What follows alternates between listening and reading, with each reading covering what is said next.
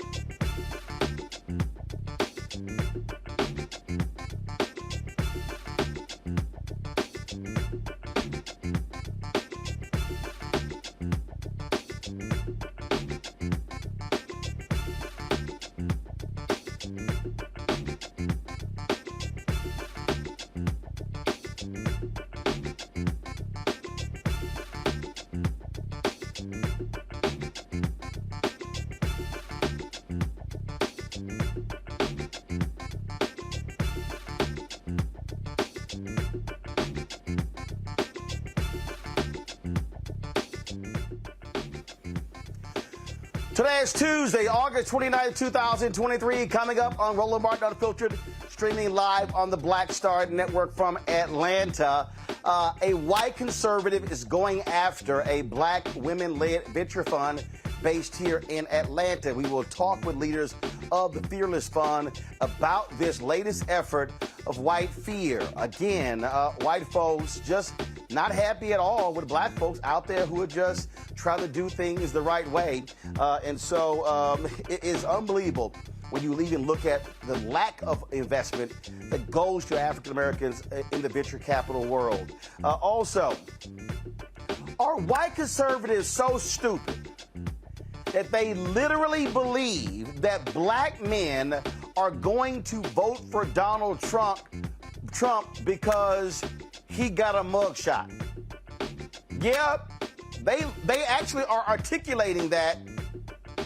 I told you these people are crazy, and we're actually absolutely seeing it. In Tennessee, there's a showdown over public safety, and Republicans there continue to target and demonize black state legislators, namely Representative Justin Jones. Will show you the latest stupidity out of Tennessee, and we'll be joined by a member of the legislature. Also, folks, I played in the Chris Tucker Golf Tournament on Monday. I got some more great stuff. Glenn Turman, as well as George Wallace. I can't wait to show y'all some of that. Folks, it is time to bring the funk on Roland Martin Unfiltered on the Black Star Network. Let's go. He's got it. Whatever the biz, he's on it. Whatever it is, he's got the scoop, the fact, the find. And when it breaks, he's right on time and it's rolling. Best believe he's knowing. Putting it down from sports to news to politics. With entertainment just for kicks, he's rolling. It's on go, roll, y'all. It's Roland Martin, yeah.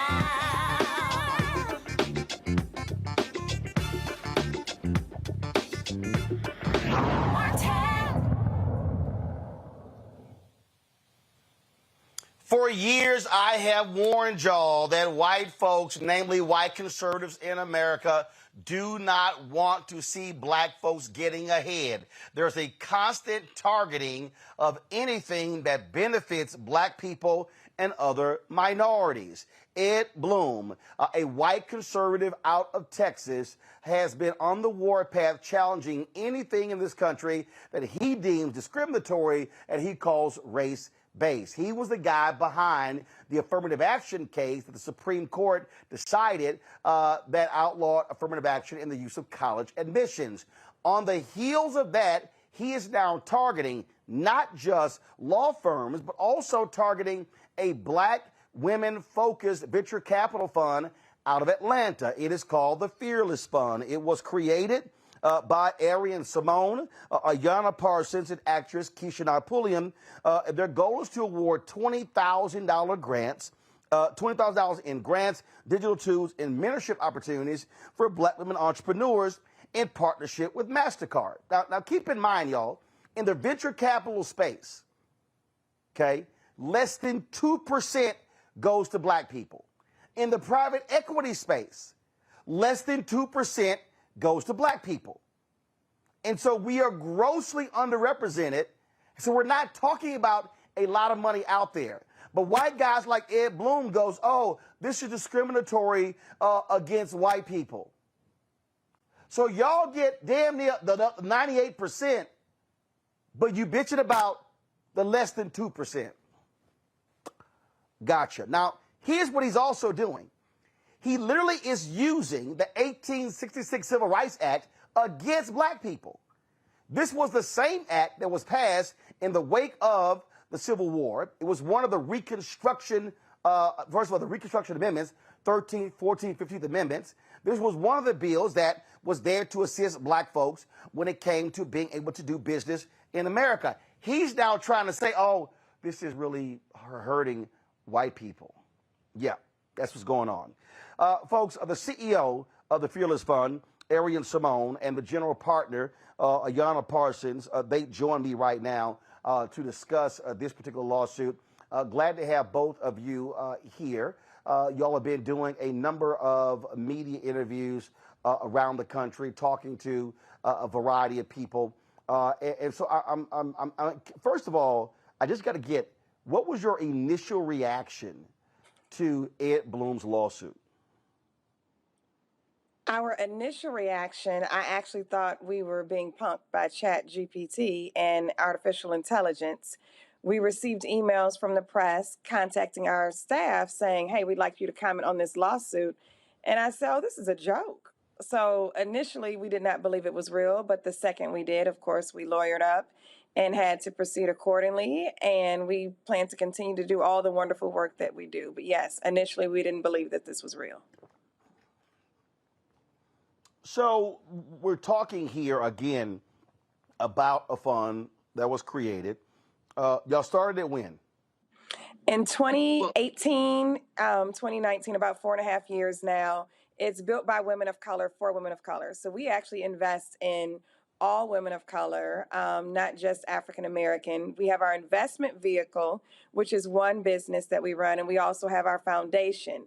And through our foundation, we have grant programs, education programs that come out of there. But our investment vehicle is backed by Bank of America, Ally Bank, MasterCard, JP Morgan Chase, PayPal Ventures, Costco, and a host of others where we do investment capital.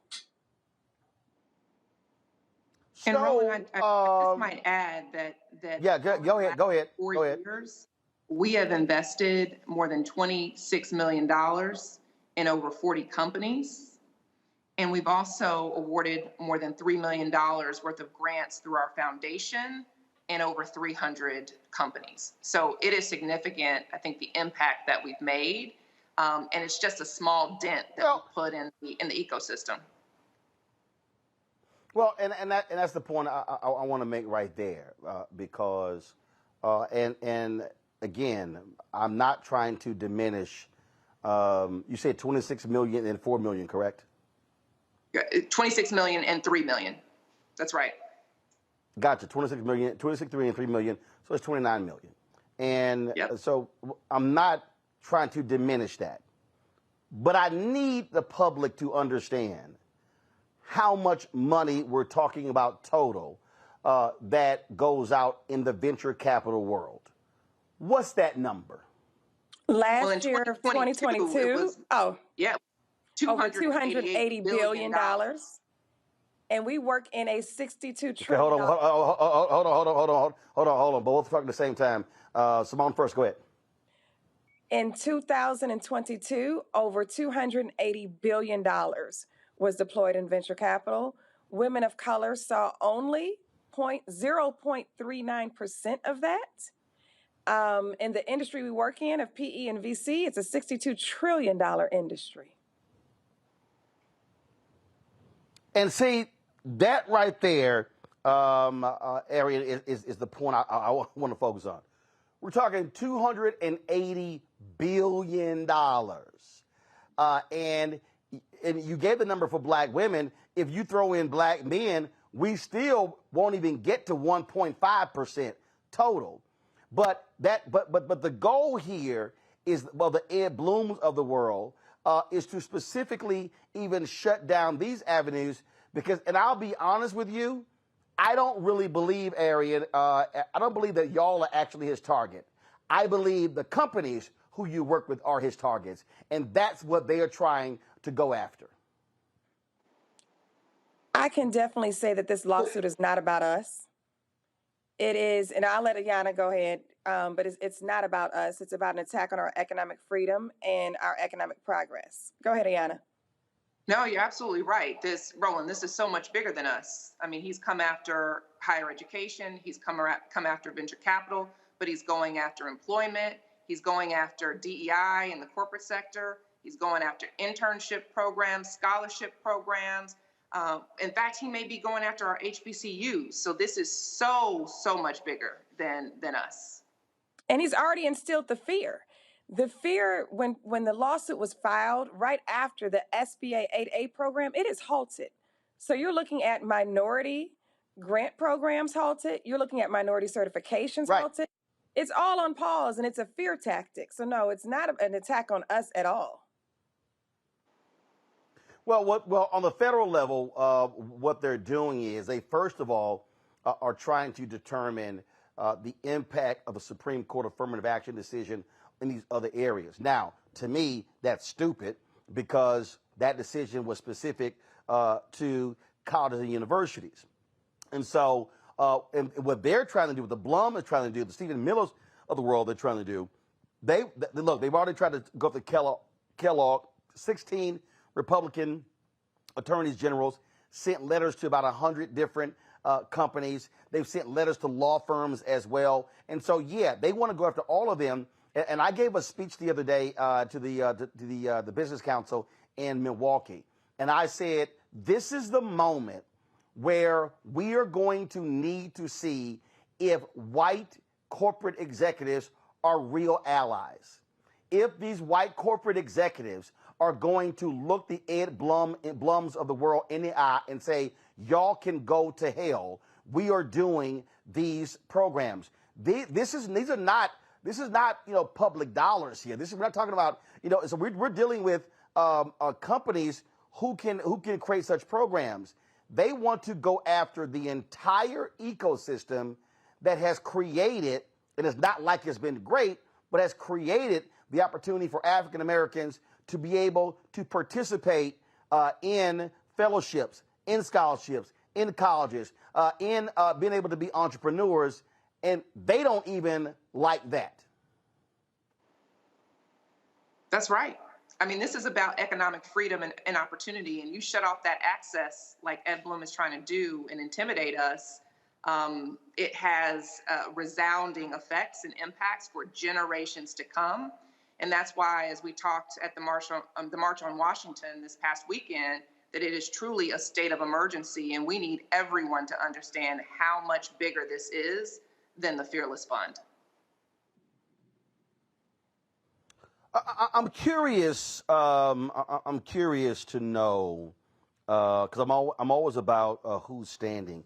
So, Arian, I'll start with you. I'm curious to know. Black Economic Alliance? Executive Leadership Council, these other different groups, have they reached out to y'all? Are they saying, hey, we're going to be standing 10 toes down with y'all? Are you receiving phone calls? Are you receiving emails from other groups who are saying, we are not going to let them go after you alone? We're standing with you. Is that happening?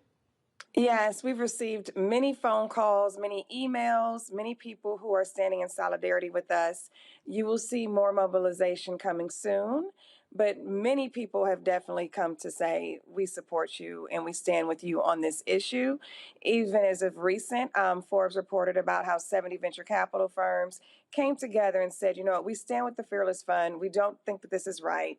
We are in solidarity with them, and many others are coming to the table as well, too. So that has definitely been a blessing, and we are grateful for all of them. And a lot of people have also signed our petition at www.fearlessfreedomnow.org, and they've reached out through our website as well to join the fight.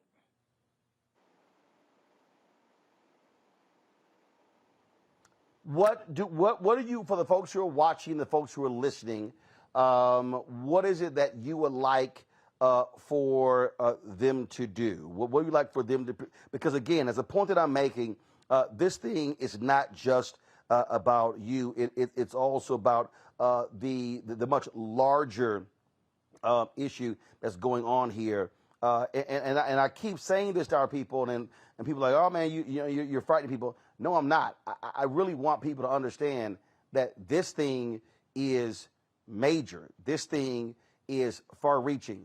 We literally are talking about the future economic mobility of Black America. That's right, Roland. And just to echo Arian's comments, we want everyone to get informed. The way you can do that is by visiting www.fearlessfreedomnow.org. We have plenty of information there so that you can go online, get informed, stand in solidarity with us, support us as a fund, because the worst thing that can happen is that we lose this case and it has lasting implications. But as we have shared before, we're not scared, we're fearless, and we will prevail in this fight. Hold tight 1 second. I'm going to a break. We come back. A couple of my panelists, they've got questions as well. And I really do want everybody who's watching the show, y'all have heard me talk about white fear, how the browning of America is making white folks lose their minds. Y'all have heard me say repeatedly that they believe that we're getting these enormous advantages that they are not getting, and it is an absolute lie. Do not fall asleep on this one, folks. They are, and I've been warning y'all, they're going after everything. Any program or initiative that is out there that is about creating opportunities for Black people and people of color, they are going to go after. And by using the legal arm, they want to essentially bankrupt folks and cause them to say, we can't afford to even fight you legally, so therefore we're going to give up. You're watching Roland Martin Unfiltered right here on the Black Star Network, broadcasting live from Atlanta. Back in a moment. Hatred on the streets, a horrific scene, a white nationalist rally that descended into deadly violence. White people are losing their damn minds. As an angry pro-Trump mob storms the U.S. Capitol, we've seen shooting. We're about to see the rise of what I call white minority resistance. We have seen white folks in this country who simply cannot tolerate Black folks voting. I think what we're seeing is the inevitable result of violent denial. This is part of American history. Every time that people of color have made progress, whether real or symbolic, there has been what Carol Anderson at Emory University calls white rage as a backlash. This is the rise of the Proud Boys and the Boogaloo Boys. America, there's going to be more of this. Here's all the Proud Boys, guys. This country is getting increasingly racist in its behaviors and its attitudes because of the fear of white people. The fear that they're taking our jobs, they're taking our resources, they're taking our women. This is white fear.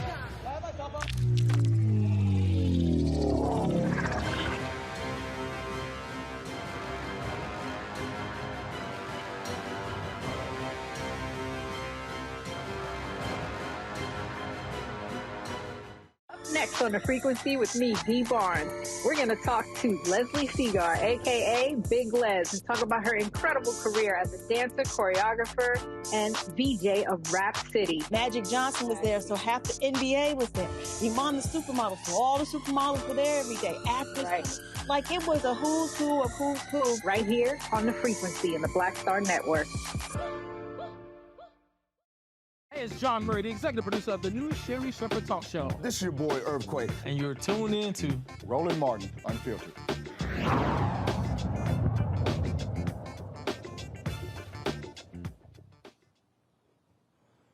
Folks, we're talking to the leaders of the Fearless Fund, a fund out of Atlanta that focuses on black women and people of color in the venture capital world. They are under legal assault from white conservatives like Ed Bloom, who's trying to use a civil rights law of 1866 that was put in place to help black people. He's now trying to actually use this against black people. Dr. Larry Walker joins us on the show today. He, of course, is a professor, assistant professor, University of Central Florida. Michael Imhotep, host of the African History Network show out of Detroit. Larry, your question first for our two guests with the Fearless Fund. Yeah, sure. Thank you, Roland. I've seen you talked about obviously the importance of being on this show, this platform, and you've been on a number of different platforms over the last couple of days. And I want you to talk about the importance of letting, the black community know about what the work you do and the assault that, Roland and you highlighted. How important it is to get the word out to the black community in terms of the importance of your work and what could happen based on this lawsuit? Oh, it's a state of emergency. The black community definitely needs to be aware of the work that we do for multiple reasons. First, our industry is 92% white male. There are very few black female and male investors in the venture capital space.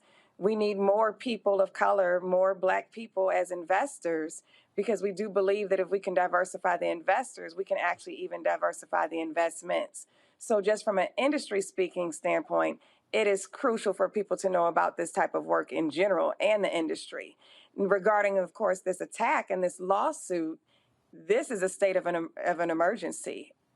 This sets precedent for what is to come depending on the outcome of this case. That's how serious this is. This can have long-lasting generational effects if we don't get a hold of this right now and stop this.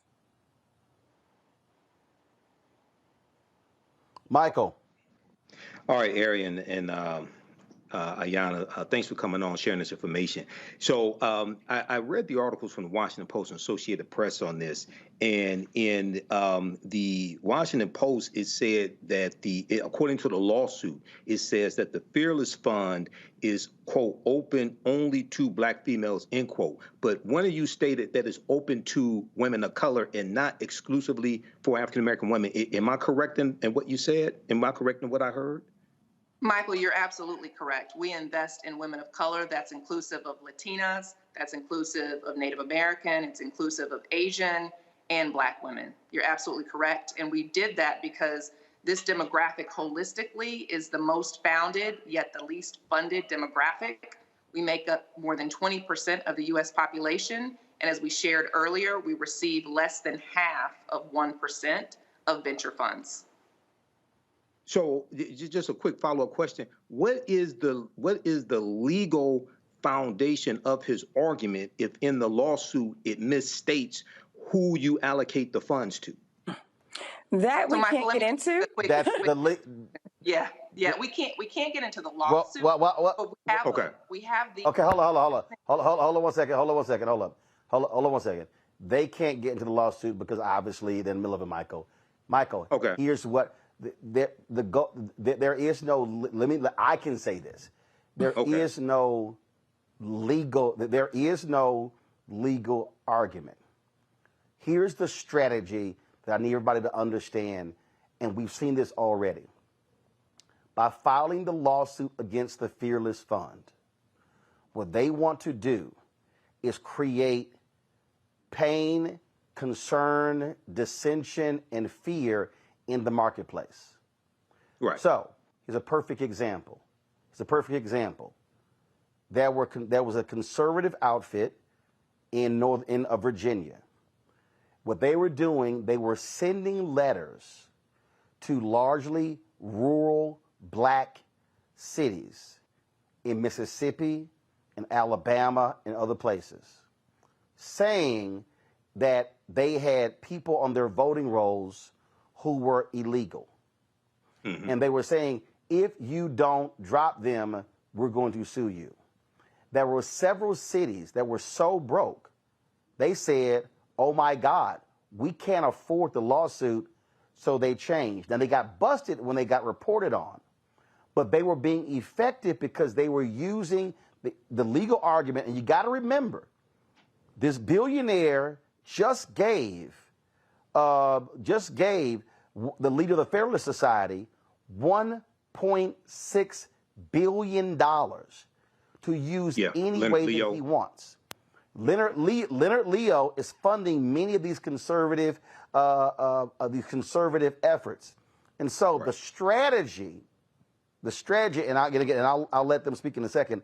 But the strategy is not to actually win a lawsuit. The strategy is, by the fear of the lawsuit, is to cause people to literally stop and end any such programs in their place right now. That's the legal strategy. Go right ahead, Arian or Ayanna. Well, I think you pretty much said it best, or summed it up rather. This is not an attack on us. It's definitely to instill fear. I think that's the best way to sum it up. Of course, we can't get into the logistics of the lawsuit, but just by the filing suit on us, people have already started to adjust their programs, which is unfortunate. And it's just out of fear. They're not even being sued. They're just changing just because. And I'm like, oh no, you need to stand up for what you believe in and what your programs are designed to do. They wouldn't exist if the disparities didn't exist. So they have to continue. That's right. And I know these are friends and these are clients, but I'm just going to say to the both of you, any of these companies that are all of a sudden getting skittish or pressing the pause button or changing as a result, please let us know, because here's the thing. These are the same companies that we as black folks don't need to be supporting with our dollars. Because if they're not going to, and this is the point I keep making, if they are not going to stand up for us against these attacks, but they still want us buying their products, that's completely unacceptable. And this is the moment. Black folks have been fighting this fight forever, but this is the moment for white people, so-called allies, to stand with us and say, we are going to fight tooth and nail against every single one of these efforts, just like the white military leaders stood up and wrote letters to the Supreme Court and said diversity is in the national interest of the military. And that is why in that very affirmative action ruling, the Supreme Court said that it did not apply to the military academies because it's in the national interest. Amen. No, we agree. I'm just saying. So No, go ahead. We definitely agree with you wholeheartedly. Luckily, in our case, though, and this may be just an outlier, our investors are definitely continuing to invest. Our investors are definitely continuing to support. So we are in a position where those companies are definitely standing by this and their work. They are going to continue to do this work with us. But in the event there are any that are not, we have no problem letting you know. Yeah, and I think what I would just add to that, Roland, is it's such an important point that you make, because we saw the whole racial reckoning in our country in the wake of George Floyd and Breonna Taylor's murders and Ahmaud Arbery and all of these corporate commitments that were made.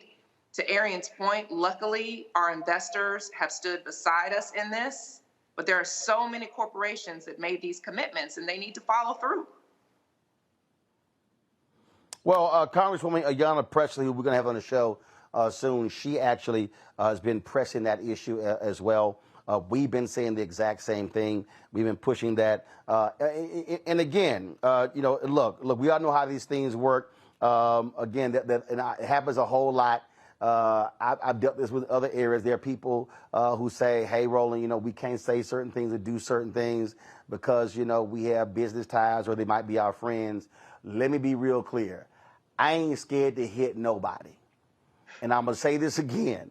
And I've been hitting all these companies. I've been hitting folks in all these areas. The biggest thing for me, I am not going to let people continue to reap the benefits of black dollars and then don't stand with black people. And if anybody is wondering why am I so adamant, that's literally what Dr. King said on April 3rd, 1968 at Mason Temple, when he made it perfectly clear. The one thing that we as blacks can do is economic withdrawal. The reality is black people have been putting money into this system. And in fact, when we talk about, and I need everybody to understand this here, the work that y'all are doing. When you talk about the $26 million in grants to companies, the $3 million through the foundation, everybody needs to understand the greatest source of venture capital, private equity money in America comes from pension funds. Mm-hmm. That means public workers. That means teachers, firefighters, police officers, people who work in the sanitation department. If you are black and you are watching and listening to this show, do understand your money, you are the financial backbone of the venture capital world. Mm-hmm. And so a significant number of these people, public workers, your money is going to essentially 90+% of white men in private equity. And when people keep saying, how do we change this? I keep saying you change it on that bottom, on that level. When they come to the pension funds, those states should be saying, no. How many black folks are y'all investing in? What black PE firms are y'all using? What black venture capital firms are using? If y'all want access to our pension funds, y'all better have a level of diversity. And that's why I believe the Ed Blooms are also filing these lawsuits, because they know that's also coming. We've already seen that happen in California, in New York State, in the city of Chicago, and some other places where they've been saying, you're not going to come get our billions of dollars if you're not going to be investing in black people. Final comment from both of you. Oh, I love that, because I always give that example of the PE industry, of PE and VC being backed by the pension funds, built by people of color, primarily in those careers. And then it goes up to the 92% white male, and then they invested in the white startups. And then very rarely does this money come all the way back down full circle into our community. So I love that example and that education, because people need to definitely be aware of that. But in my final thoughts or my final words on this interview, I definitely just want people to understand that this is a state of an emergency. Please sign the petition. We would love your data. We need to mobilize behind this, and we need to stop this in its tracks. The only other thing I would add to that is that I just want our people to know that entrepreneurship is the pathway to economic freedom. And what Ed Blum is trying to do is he is trying to dismantle our economic freedom. Stock market won't do it. Home ownership won't do it. Entrepreneurship is the way to wealth creation, and that is why the Fearless Fund exists. So visit www.fearlessfreedomnow.org to join in our fight. Thank you so much, Roland, for having us. All right. Keep us abreast of what happens, and we will take the course as well. We appreciate it. Thanks a lot. Thank you. Thank you. All right, folks, going to go to break. We're going to come back, and we're going to talk more about this, and because I really need all of y'all watching to understand what you just heard. I need you to understand, because I know there's somebody who's watching. I haven't pulled up the comments yet on the message boards. And I know somebody's sitting here going, oh, all this stuff y'all talking, that's just rich black people's problem. Y'all have no idea what is going on here, and it has a direct impact on every single one of you. And we'll do that. We come back. Folks, you watching YouTube, hit the like button, please. We want to easily hit 1,000, 2,000 likes every single show. Y'all love chatting. We'll hit that doggone like button. And don't forget, support us as well. Download the Black Star Network app, Apple phone, Apple TV, Android TV, Roku, Amazon Fire TV, Xbox One, Samsung Smart TV. Also, send me, you want to join our Bring the Funk fan club. Look, guys, this is real simple. The work that we do ain't free. It's not free. We cannot do this without your support and your help. Please join our Bring the Funk fan club. Our goal is to get 20,000 people annually contributing on average $50. That's $4.19 a month, 13 cents a day.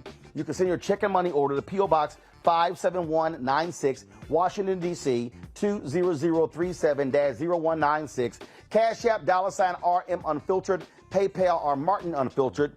Venmo is RM Unfiltered. Zelle, Roland at RolandSMartin.com. Roland at RolandMartinUnfiltered.com. Will be, and don't forget to get a copy of my book, White Fear, How the Browning of America is Making White Folks Lose Their Minds. Available bookstores nationwide.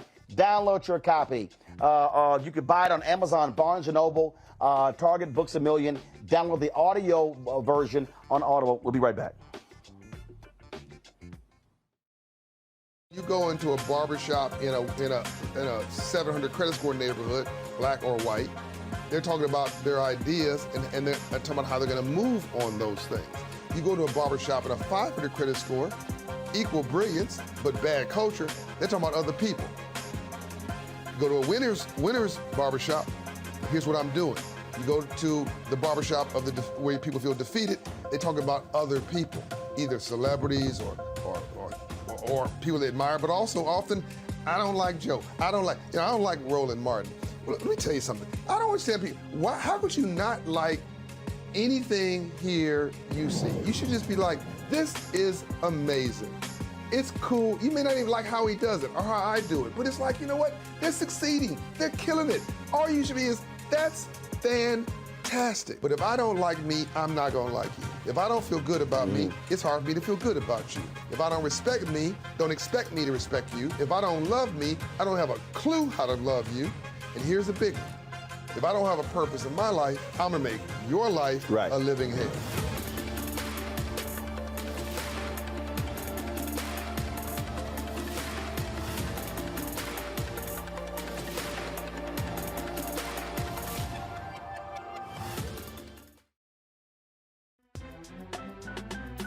I'm Faraji Muhammad, live from LA.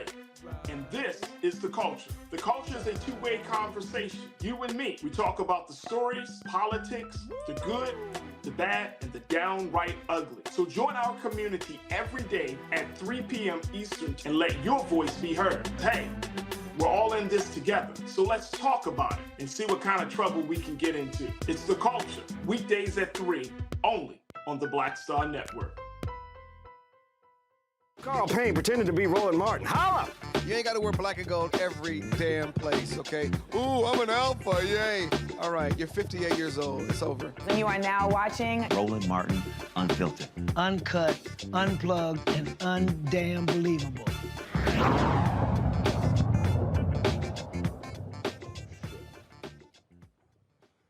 All right, folks, welcome back to the show.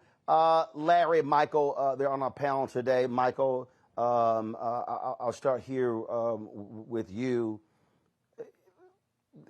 I'm really trying to get people, when you start talking about numbers, okay? When you heard those sisters talk about less than 0.5% of the VC money go to black women, total less than 2% go to black people, period. Federal government spends $560 billion a year on contracts. Black people get 1.67%. $322 billion a year is spent in the advertising space, or we spent in 2023. 1% goes to black-owned media. We can walk this thing through states. Some are better than others, but the reality is, when you go to pull up any of these states, when it comes to the money, it's typically 0.5, 1. No more than 2%, maybe 3%. So what white folks like Ed Bloom and Stephen Miller, what they have done, they got these other white folks running around here thinking, oh my God, they're getting all the money. They're getting all these resources. Look at all of these programs for them. Well, let's be real clear. The reason you have these programs for black people and other people of color is because white folks have frozen us out of the process. Hell, I don't know anybody black who would like to say, do we have to have a black fellowship program? Well, sure. How about if we don't have it? White folks, if you don't block us from the programs, no need to create something separate. That's why these initiatives were created, because of white racism and Jim Crow. Absolutely, Roland. And I hear people make those types of comments when we have these type of discussions. And what you have here is that African Americans in general have largely been miseducated when it comes to money, miseducated when it comes to business, as well as history. Because some of those same people, their answer to everything is give us reparations, but they don't know how to make legal arguments for reparations. Okay, so a couple quick things here. One, I'm glad you mentioned pension funds. Okay, because and one of the examples I give when I teach is in 2017, in June of 2017 in New York City, the city employees in New York City divested $48 million in pension funds that they found out were invested in 3 privatized prisons. And oftentimes we're financing our own dehumanization and don't know it through 401k plans and pension funds. I'm not against either one, but we can choose where the money's invested. So they were educated and found out that they could divest their money from the 3 privatized prisons, and they did this. So what a lot of people who are watching right now, if you have 401k plans or pension funds, you can call your benefits manager tomorrow and find out where your money is invested. And if it's invested in organizations or corporations that are doing harm to African Americans, you can move it into other organizations that are more beneficial or do less harm, number one. Number two, very quickly, I know Ed Bloom said laws must apply equally to every racial and ethnic group in the country. So I'm wondering if he's going to sue on behalf of African Americans because we only get 1.1% of the $214 billion in venture capital funding that was distributed. Hell no! So my thing is like, wait a second, hold on. We need to flip this around because in 2020, from the Trump administration, white farmers got $26 billion in COVID-19 funding, but African-American farmers got $26 million, 1/10 of 1%. This is something that John Boyd has talked about on this show before. So I'm like, well, wait a second, hold on. If you're saying that laws must apply equally to every racial and ethnic group in the country, then why aren't you suing on behalf of African-Americans? Because Ed Bloom don't give a damn about black people. He is all about white people, Larry. White people. Yep. So, Roland, I coined the term, grievance extremism. It's essentially what we have, particularly on behalf of, a lot of white males, and Bloom is certainly an example among the other individuals we highlighted are funding these initiatives. And look, Roland, we had to call this out for what it is. And they talk about in white fear, this is just a response to perceived black progress.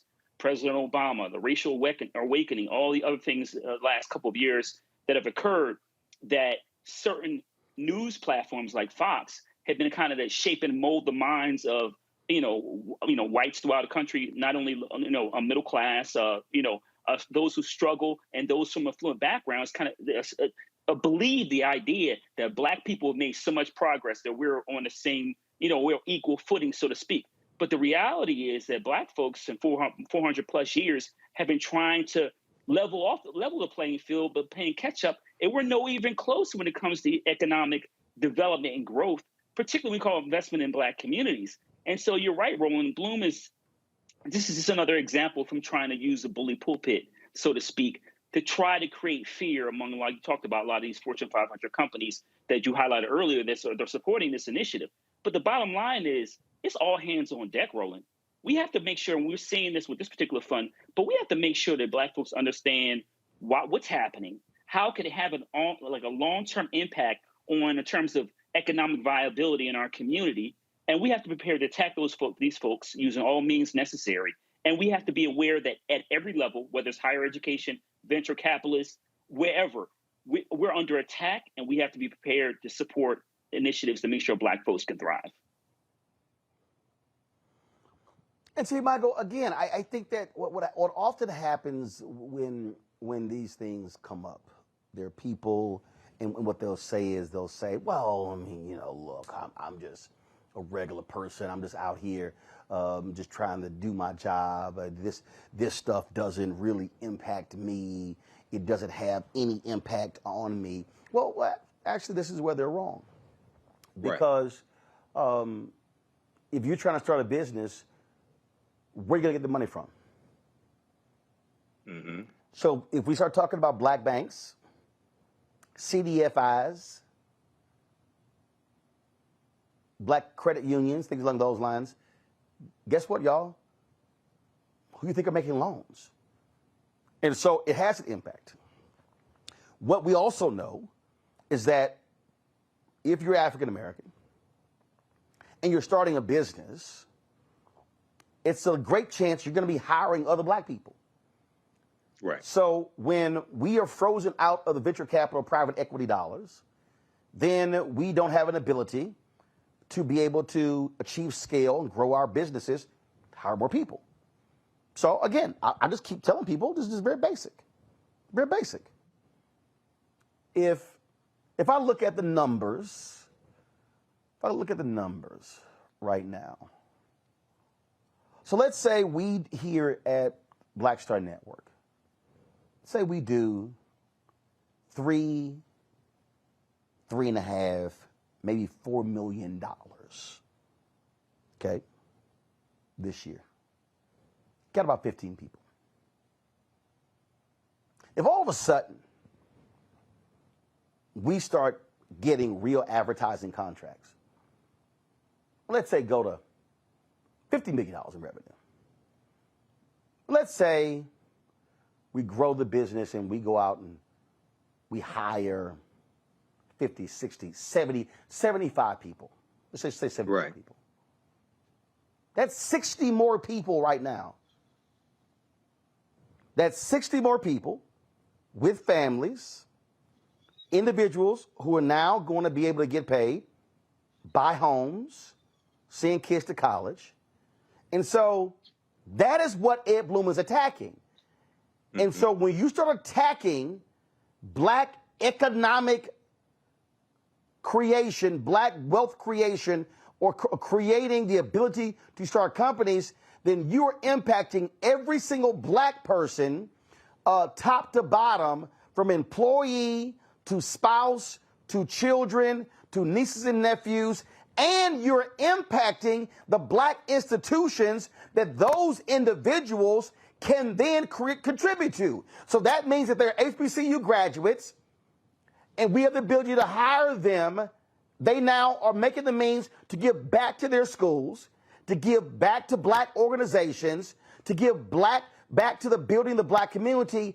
That's why I need people to understand that they are attacking what is literally has created and funded the entire black ecosystem, and they want to bring that down. That is their strategy. Absolutely, Roland. And this goes back to our dear sister, who's now an ancestor, Dr. Frances Cress Wilson, who I knew and interviewed on the African History Network show. She said, if you do not understand European white supremacy and racism, what it is and how it works, everything else that you think that you understand will totally confuse you. Most of us have never really been educated on what you're explaining, what you're breaking down. I'm a historian, degree in business administration. I totally understand this. I've managed African-American owned companies and we had numerous employees, okay? 95% of African-American owned businesses only have one employee. So a lot of our people have never been taught this. But very quickly here, back a few years ago, you hosted something called the State of Black America. And you had Reverend Al Sharpton, you had Susan from Essence, and you had Susan Taylor from Essence, and Dr. Michael Eric Dyson. In that same year, I think it may have been about 20. Yeah, that was it. That was in Indianapolis. Yep, in Indianapolis. Yep. Okay, and you broadcasted it here on your network. Now that same year, Reverend Al Sharpton had an initiative with National Action Network to educate African Americans about their pension fund dollars and where their pension fund dollars were being invested. And one of the things he was explaining is that money managers will loan our pension fund dollars to white business developers. Those white business developers will take our pension fund dollars, come into our communities, develop our communities, and gentrify us out of our own communities. So once again, this is going back to how we really have not been taught how we finance our own dehumanization. So we have to understand how this system works all together so this can go to real economic empowerment as opposed to us just being sold entrepreneurship classes that benefit the person who's teaching the entrepreneurship class. You know, Larry, I mean, the thing that sort of irks me is when I hear people go, man, Biden Harris ain't done nothing for black people. But they turn around and then they turn around and go, man, we need to buy land. Donald Trump didn't give a damn about no money going to black farmers and Hispanic farmers. That was passed under Biden-Harris and by Congress. That's trying to save black institutions. Mm-hmm. Who are the people funding Ed Blum? White Republicans. Who's funding Leonard Leo? White Republicans.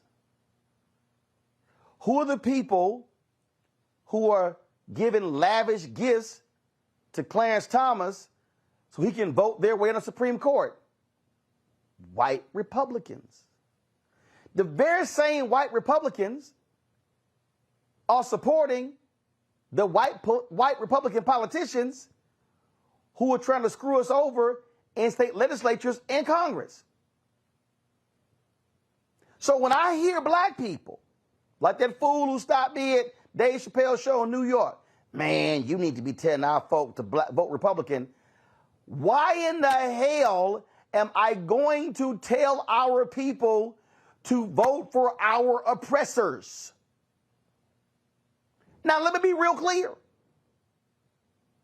I'm in no way saying that Democrats have been perfect, have been amazing, and oh my God, but I'm being very clear.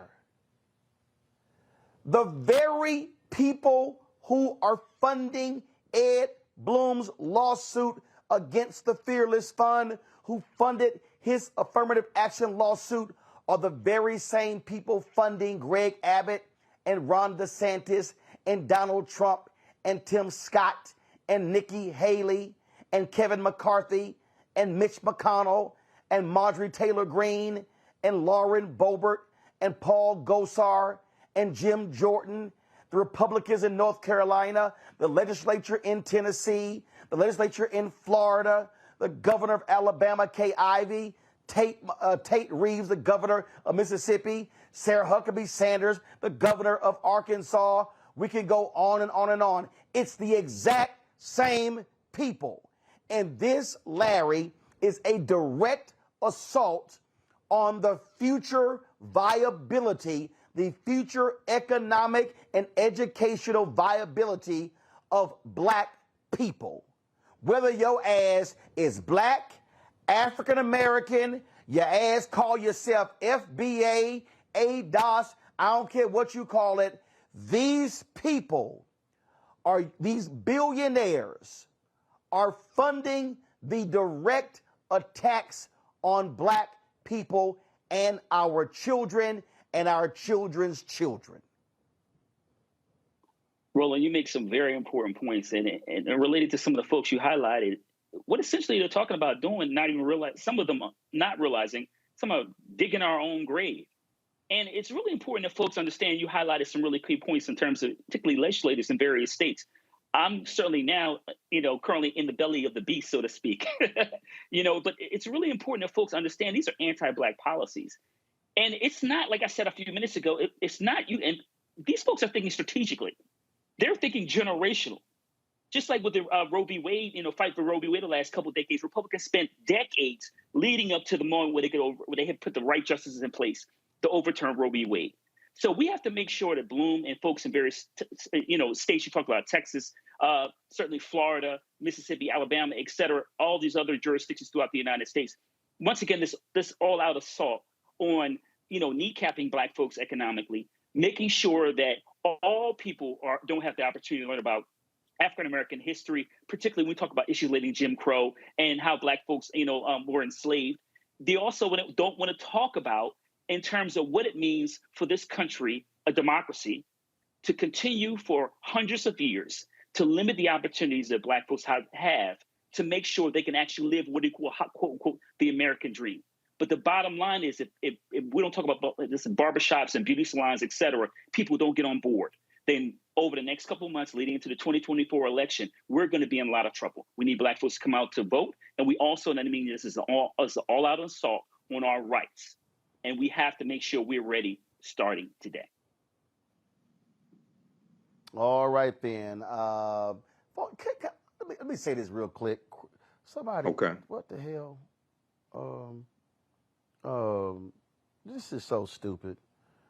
Roland Martin, your eyes are too red. Calm down, because you will not stop this movement that's taking place. Well, Ali Muhammad, you stupid. Because see, here's what you need to understand. We're stopping what's going on. We're going to stop. See, here's what this nutcase Muhammad don't understand. The reason Black people have not been more effective at organizing and mobilizing is because our Black-owned media outlets have done what Dr. King said that we should not do. So since some of y'all don't know what the hell y'all talking about, let me just go ahead and read it to you. And I've read this before, but I have to sometimes remind y'all. King wrote in Where Do We Go From Here, Chaos or Community? He said that there are 4 institutions that are positioned to liberate Black America. 4. In fact, this was what he actually said. There are already structured forces in the Negro community that can serve as the basis for building a powerful united front. The Negro Church, the Negro Press, the Negro fraternities and sororities, and Negro professional associations. He said we must admit that these forces have never given their full resources to the cause of Negro liberation. He said, quote, too many Negro newspapers have veered away from their traditional role as protest organs agitating for social change and have turned to the sensational and the conservative in place of the substantive and the militant. What this little whatever person don't understand is that Black folks, when your eyeballs are stuck on Zeus Network, right, where you watching Negroes fighting each other, you ain't got no clue that all these white folks are watching Fox News, where they're organizing and mobilizing politically to shut everything that we have down. See, when you have all these Black bloggers and Black websites and Black media outlets focusing on Sukahani and what in the hell she doing, and entertainment and this housewife and what this person do. See, that has been the biggest mistake that we have allowed ourselves. We have allowed our aunts, uncles, mamas and daddies, grandmamas and granddaddies, nieces and nephews, sons and daughters, sorority sisters, fraternity brothers, friends, associates, church members, and colleagues, to be so distracted by entertainment and sports bullshit and not the stuff that is having a direct impact on our future survival or the ability to thrive. Yeah. Hey, Roland. So the reality is we're going to continue to inform. We're going to continue to educate. We're going to continue to shine a light on this. And if nobody else is doing it, that's not my problem. But I can guarantee you that's what we're going to do, and we're not going to stop. I got to go to a break. When we come back, I'm going to tell you what's happening in Tennessee, how they're trying to shut down, again, black representation, how Republicans in North Carolina are trying to screw over black people again, and the governor says it when he vetoes the latest Steal the Vote bill. You're watching Roland Martin Unfiltered on the Black Star Network.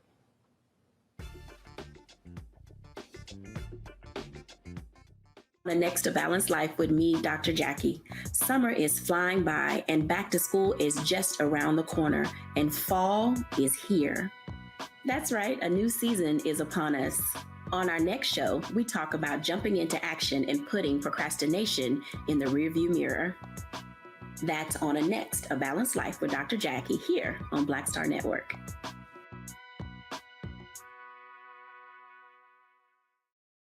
Next on the Black Table with me, Greg Carr.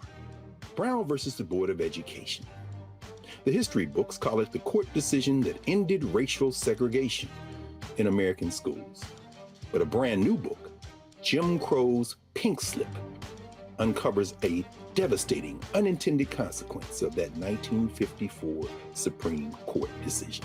We may, if we were lucky, have been the very last generation of Black students to have experienced these generations of Black teachers who have never been replaced. Dr. Leslie Fenwick joins us to talk about her book and the actions following that landmark decision that dealt a virtual death blow to Black educators. That's next on the Black Table, right here on the Black Star Network. On the next Get Wealthy with me, Deborah Owens, America's Wealth Coach, I'm sure you've heard that saying that the only thing guaranteed is death and taxes.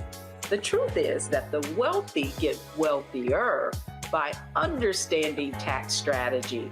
And that's exactly the conversation that we're going to have on the next Get Wealthy, where you're going to learn wealth hacks that help you turn your wages into wealth. Taxes is one of the largest expenses you ever have. You really got to know how to manage that thing and get that under control so that you can build wealth. That's right here on Get Wealthy, only on Black Star Network.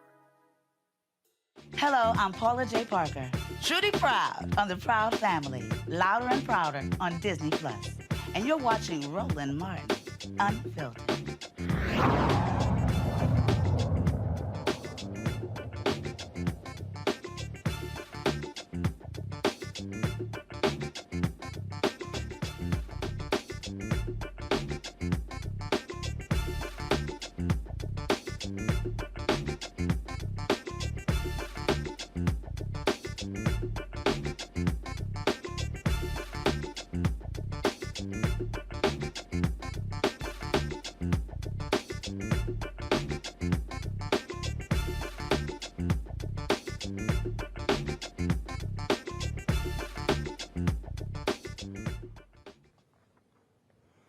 All right, folks, Republicans in Tennessee, they can't stand black people with an opinion. The Speaker of the Tennessee House continues to verbally assault black representation by continuing to silence Representative Justin Jones. Folks, here's what happened just yesterday. Representative Justin Jones was speaking about a bill. The Speaker declared that he was out of order, and then decided to take a vote saying, oh, if somebody's been declared out of order twice, they can vote to silence them for the day. But when a white Republican was ruled out of order, there was no vote. Now, how can you sit here and silence somebody who's asking about a bill who was sent there by the people? But y'all got to remember, Republicans silenced a sister in Oklahoma. Republicans silenced, where was it? Who was the transgender? was it Montana, Wyoming? One of them. It was in Montana.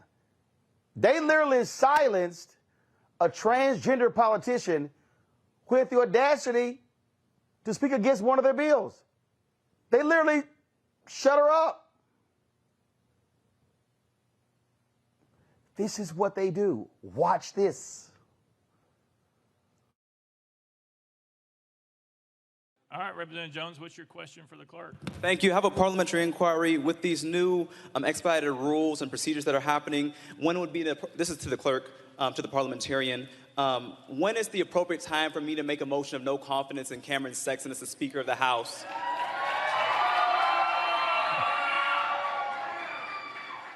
Mr. Clerk.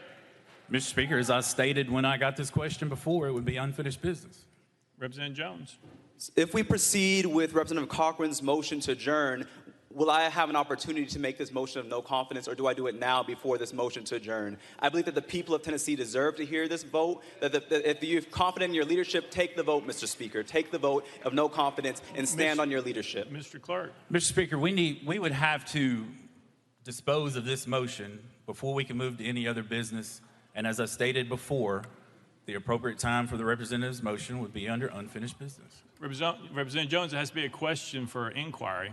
Representative Jones. Would it be appropriate to the parliamentarian to make a motion calling for a vote of no confidence prior to any vote to adjourn? I believe that, is there a way for us to make sure that we have a vote of no confidence before adjourning and to have democracy play out on this House, or has the determination already been made that we're ending session without doing anything and not allowing members to voice motions that you've been informed of for days?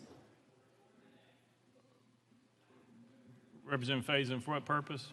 Thank you, Mr. Speaker. Make a motion for order of the day. Motion's been heard. Orders of the day. We're on the motion to concur. You can't object to orders of the day. So we're voting. All those in favor of Senate Joint Resolution, vote aye when the bell rings. Those opposed, vote no. Has everyone voted? Does anybody wish to change their vote? Mr. Clerk, take the vote. Aye, 71, 18 nays. I hereby declare concurred in. Without objection, motion to recess the table. Leader Cochran, you're recognized. Thank you, Mr. Speaker. I move that the Journal of the House of Representatives and the proceedings thereof be approved from the first through the fifth legislative days of the first extraordinary session. Without objection, so ordered. Leader Lambert, Leader Cochran. Thank you, Mr. Speaker. Pursuant to Senate Joint Resolution number 150, I move the first extraordinary session of the House of Representatives of the 113th General Assembly of the State of Tennessee adjourned. Sine die. I hereby declare the first extraordinary session of the House of Representatives of the 113th General Assembly of the State of Tennessee, sine die.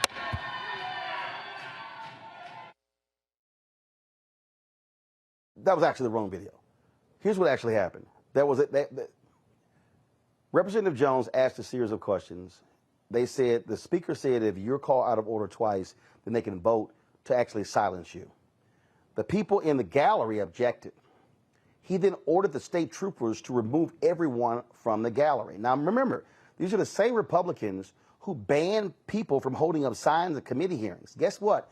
A judge ruled today, I'm sorry, y'all can't do that. Joining us right now is someone who's been watching this stuff play out, is Antonio Parkinson, State Representative, immediate past president, immediate past chair of the Tennessee Black Caucus. Representative Parkinson, glad to have you on the show. I mean, we are seeing a very deliberate attempt by the Republicans in Tennessee to silence black representation. Not just silence black representation, but silence basically any dissent that is coming their way. And so it's black representation, it is white representation, it is white moms who had children that were hunted in Covenant School, and any protesters that are fighting for common sense gun laws to be passed in the state of Tennessee. And control room, let me know when y'all have that video, because it was stunning to watch the Speaker of the House just shut down Representative Jones. You even had white Democrats who stood up and said, wait a minute. You ruled this white Republican out of order, nothing happened to him. Then they took a vote, and then he got mad. Clear the gallery. I mean, what you have going on is you have a dictatorship in Tennessee. Yeah, that's what was attempted, and when that happened, and what you're talking about is yesterday's floor session. The video they played today was the floor session today, and there was total chaos today also. That may be another story for your show, but yesterday, Representative Gino Bolso, a Republican from Williamson County, was ruled out of order 2 times, and nothing was said. And then when Representative Justin Jones was ruled out of order for the 2nd time, they wanted to bring it to a floor vote to silence him for the rest of yesterday's session. And when they tried to do that, chaos erupted again. Those in the galleries were totally, upset about it and shouting. Those of us that were down on the floor were upset about it and shouting. And when that happened, all of us, every Democrat that was on that House floor, we all walked out of the session and left. Now, you talked about chaos erupting today. Let's do this here, guys. Start this video over, and I want you to play this full sound so people can hear what happened. This is what happened. They literally ended the legislative session not wanting to even allow this vote to take place. This is what happened.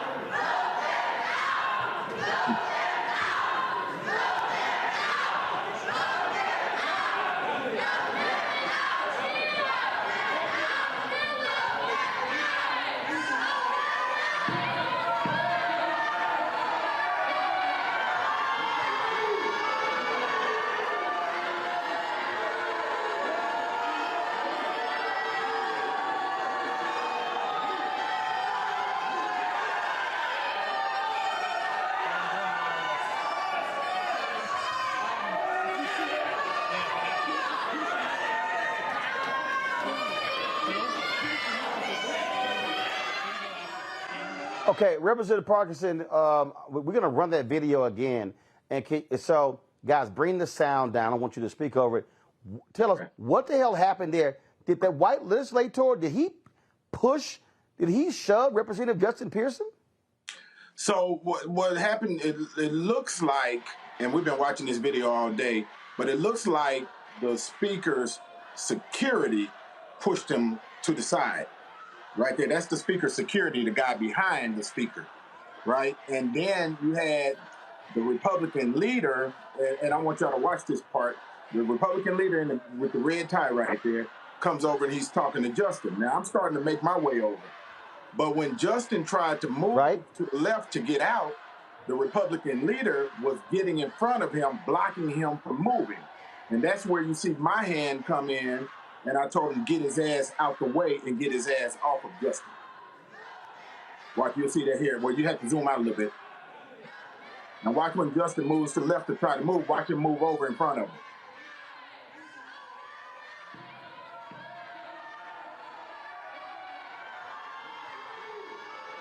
Right there. You see, yeah, we see it. Now he's blocking his path. He's trying to block him. And that's right. What get his ass and I see you put your arm in saying, hey, go ahead, say it again. Well, I'm trying to keep it as user friendly on your show as possible, but I basically told him get his ass. No.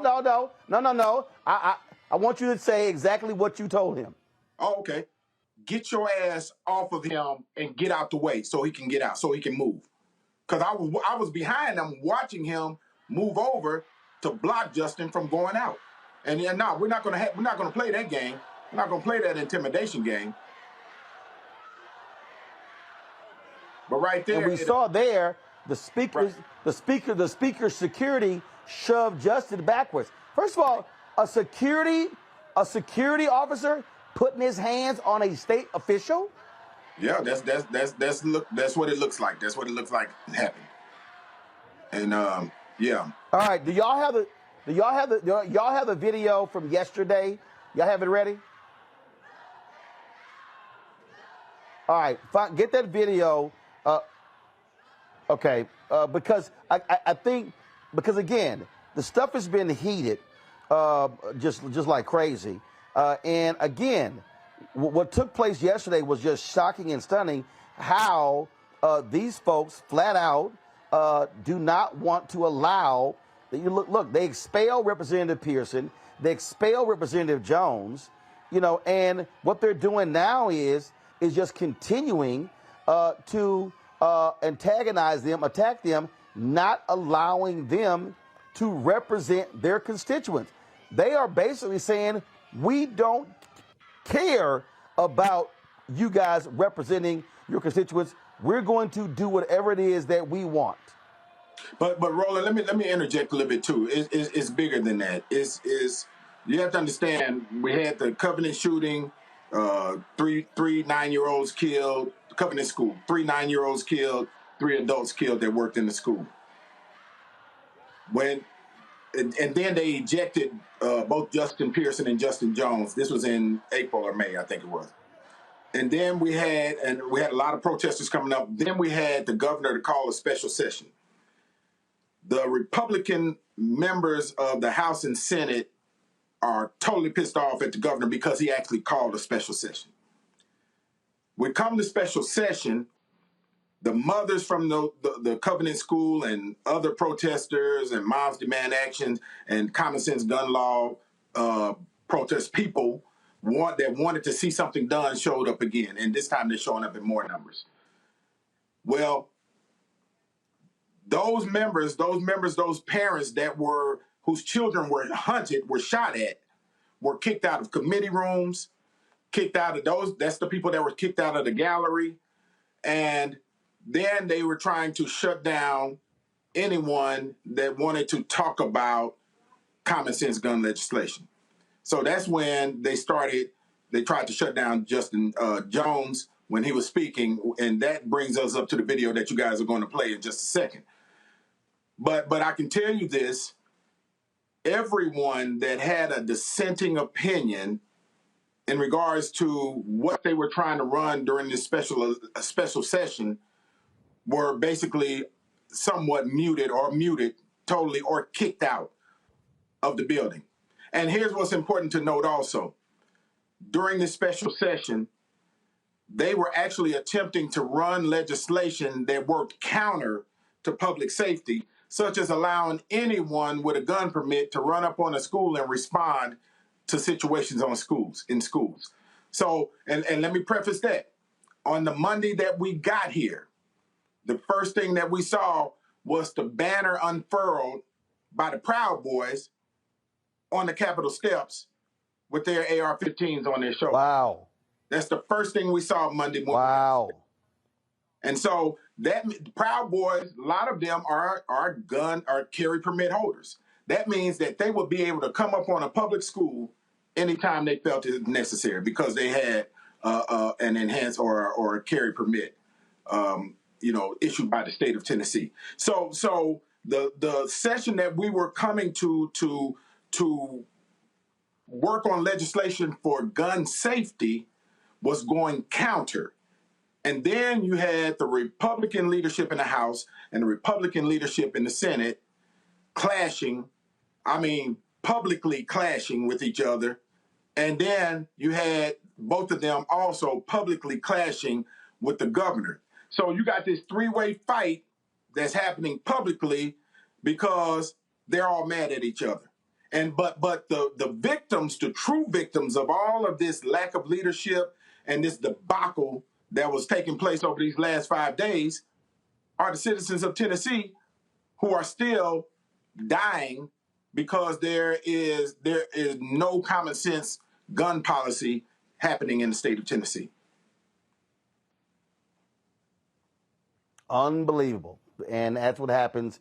That's what happens when you have authoritarian rulers who have absolutely just no backup, no consequence. I mean, they can just do whatever the hell they want. Right. Representative Parkinson, we appreciate you joining us. Thanks a lot. Yeah, man. Thanks for having me. Thank you very much. Folks, I'm going to go to a break. We come back to my panel. I'm going to show the video from yesterday. The Thanksgiving from people of Tennessee Holler. You wanted to talk about what's nuts. I mean, literally, these people are shutting down a black state rep elected by the people because they still are pissed at him because he has the audacity to question them. You're watching Roland Martin Unfiltered on the Black Star Network. Hatred on the streets, a horrific scene, a white nationalist rally that descended into deadly violence. White people are losing their damn minds. As an angry pro-Trump mob storms the U.S. Capitol, we're about to see the rise of what I call white minority resistance. We have seen white folks in this country who simply cannot tolerate black folks voting. I think what we're seeing is the inevitable result of violent denial. This is part of American history. Every time that people of color have made progress, whether real or symbolic, there has been what Carol Anderson at Emory University calls white rage as a backlash. This is the rise of the Proud Boys and the Boogaloo Boys. America, there's going to be more of this. Here's all the Proud Boys, guys. This country is getting increasingly racist in its behaviors and its attitudes because of the fear of white people. The fear that they're taking our jobs, they're taking our resources, they're taking our women. This is white fear.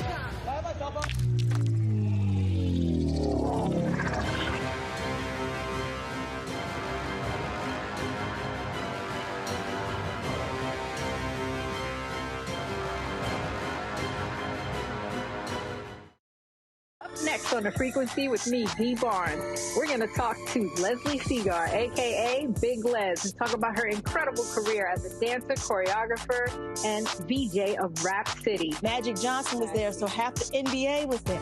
Iman the supermodel, so all the supermodels were there every day. Actors, right. Like it was a who's who of who's who. Right here on The Frequency in the Black Star Network.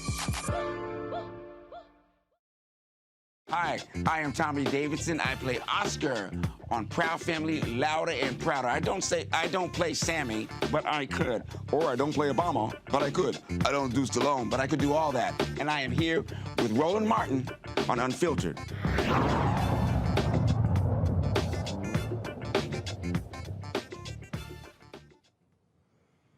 The folks with the Tennessee Holler sent us this video, folks. If you want to understand how democracy is being destroyed before our very eyes. This is from yesterday in the Tennessee legislature. The Republicans dominate. What our schools need are mental health professionals. We need funding for mental health, for counselors. We need to pay our teachers better. We don't need more police in our schools. Representative Jones, you're off the bill again, sir. You're out of order. Sorry. Representative Pearson, you're recognized. Oh, that's two. I'm sorry. We're on the board. That's the second time being out of order today. For being off the bill. There's no point of order. It's non-debatable. We're on the board. Is that right, Mr. Clerk? That's correct. If somebody were to stand up and have a bill on the floor, even though they've been silenced, they should still be able to come up into that well and present their bill.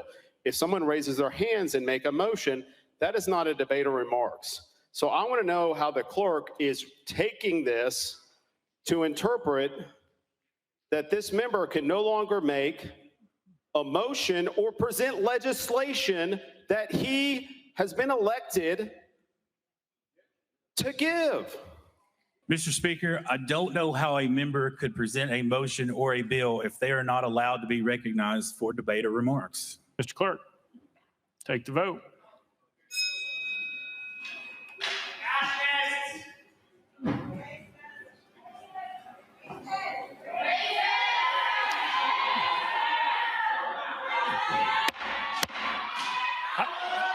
Mr. Clerk, take the vote. The gallery's ruled out of order. Aye, 70, 20 nays. Department of Safety, please clear the balcony for disorderly behavior. It passes. Mr. Clerk.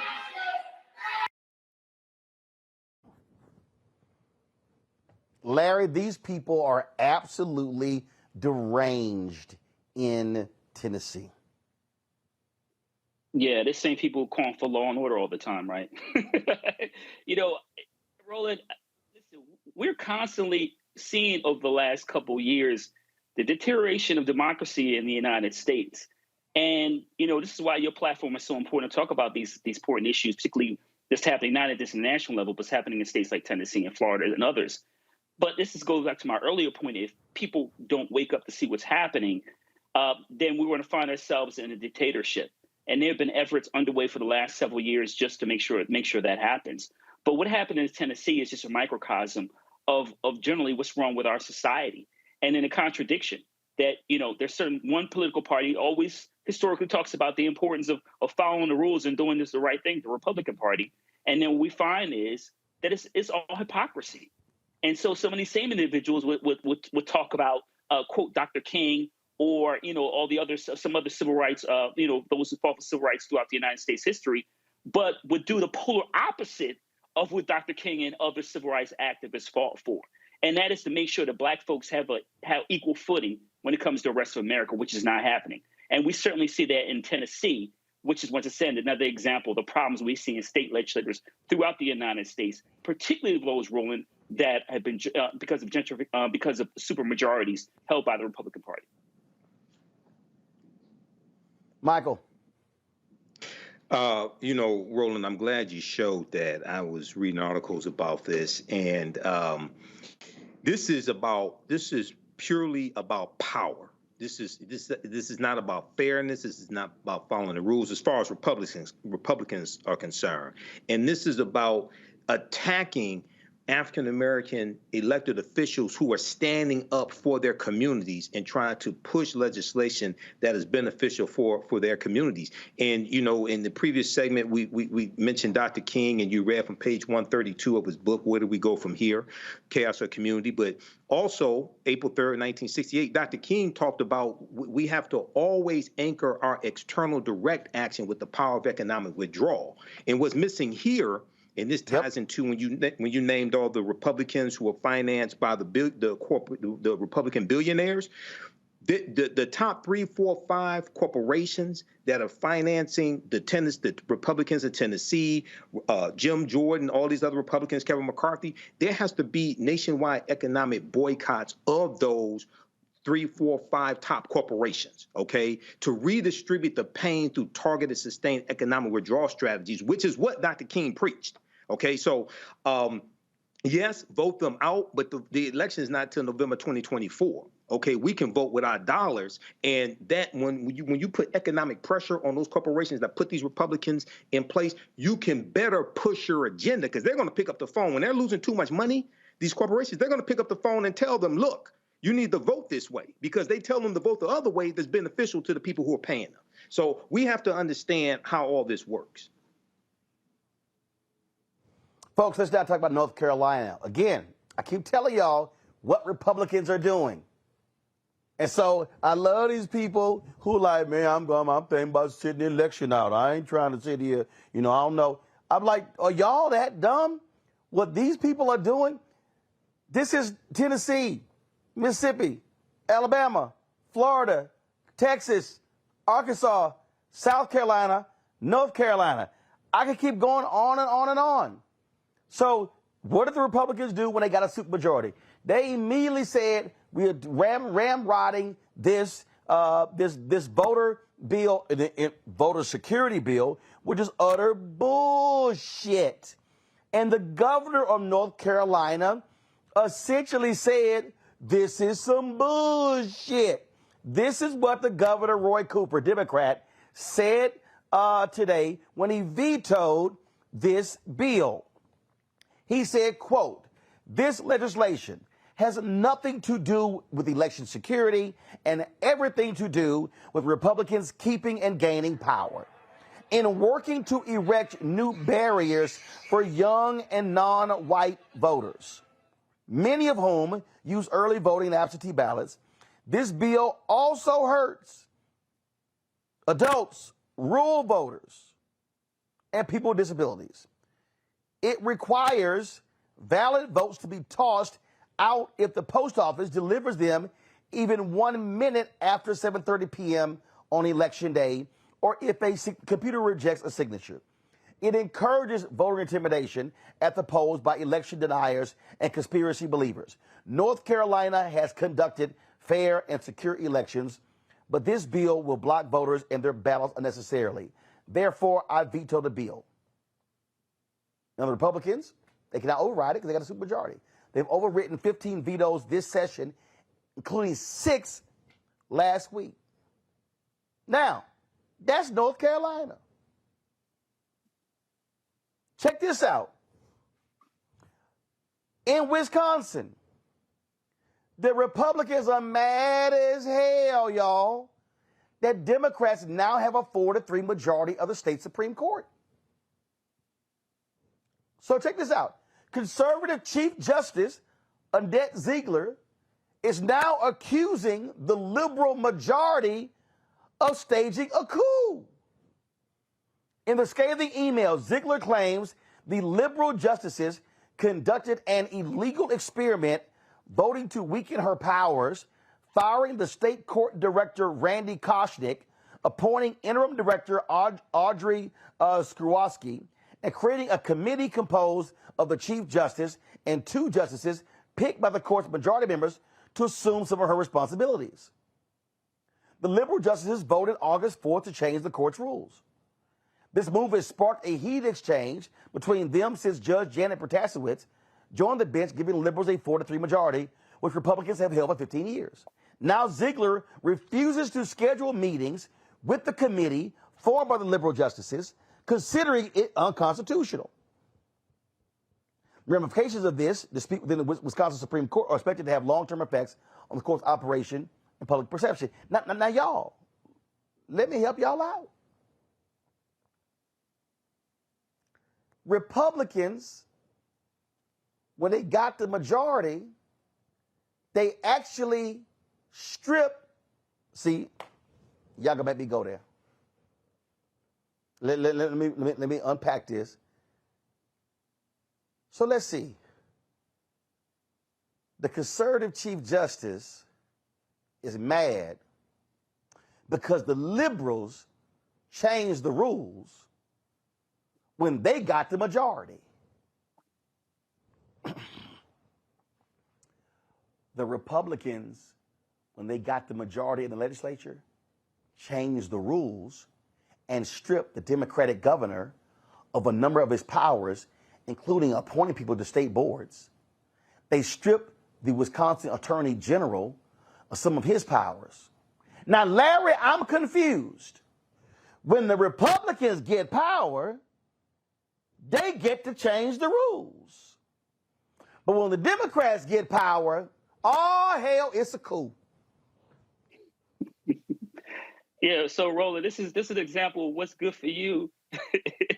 I'm gonna do the exact opposite. And listen, the crazy thing about this, so you talk about Wisconsin, that this has been done. This is in terms of undermining the efforts of the governor's power, has happened in other states over the last couple of years. And Roland, it's just the bottom line is what's happening to Republicans. They're like, yeah, we're cheating in open, and what are you going to do about it? So my colleague talked about the importance, not waiting for the election and using, economics to pressure the powers that be to make sure that they're on the right side of history. But Roland, this is an old broken record. I mean, we've been dealing with this strictly during the Jim Crow. Just folks who just change the rules to make it harder for people for those individuals who voted and voted certain individuals to power to make sure it never happens. And listen. I read the article about the Chief Justice and some of his concerns, but the bottom line is he doesn't care. And now that like you said that the Democrats, liberal judges have the majority, it could have a massive impact on what happened in Wisconsin. And then obviously as we talk about transitioning to 2024. But the bottom line is Republicans they cheat and don't care. They change the rules all the time. I see it here in the state of Florida. You talk about North Carolina, Wisconsin. We could just keep going. A lot of these states, former Confederate states, also, I guess, that are changing a lot of these policies, and they have super majorities. And when they do finally lose and they have egg on their face, they pretty much say, well, we're just going to change the rules, and what are you going to do about it? Michael, this is why I keep saying, Democrats, when you get power, use it. Absolutely. And Democrats in Wisconsin, at least, are learning from Republicans because they're changing the rules. And that's what you have to do. Like I said, you're dealing with Republicans, you're dealing with cutthroat gangsters. They don't care about fairness. They don't care about equity, anything like that. All they care about is raw, naked power. And when we look at North Carolina, remember, North Carolina is a former Confederate state. And in these former Confederate states especially, there has always been the fear of black political power. There's always been the fear of African Americans voting in mass, electing African American elected officials, passing laws that white people then have to follow. And this is something that we see right now in North Carolina as well. So once again, politics is the legal distribution of scarce wealth, power, and resources, and we see this play out in both North Carolina and Wisconsin. So this is why we have to vote strategically. We don't vote for exercise. If you want to exercise, you go to the gym and work out. You vote for power. You vote for black political power. And Roland, can I add something really quickly here? I think we got to, as we talk about some of these efforts in, like I said, former Confederate states in Wisconsin, I think we got to go back. I know we talked about your show before in terms of the impact Shelby County versus Holder 2013. The impact it had reverberated for the last couple of years. So I think it's really important to highlight that in terms of some of the challenges we're talking about, not only previously. Well, actually, I think two. Shelby County is one, but also the lawsuit from a white guy in Ohio when he was kicked. Actually, there are three. Shelby v. County, the Supreme Court decision, the white guy who was kicked off the voting rolls in Ohio. He hadn't voted in a couple of elections, and he actually filed a lawsuit, and they were like, oh, yeah, they could go ahead and do that. Huge deal. And thirdly, political gerrymandering. The Supreme Court, the John Roberts-led Supreme Court ruling that they don't have a say in state gerrymandering because, oh, well, that's up to the states. Well, when you've had your state races gerrymandered as well, I mean, that's what you're dealing with now. So the reason Republicans, and I need everybody to understand, the reason Republicans are freaking out in Wisconsin is because they have so rigged the elections that if Democrats in Wisconsin,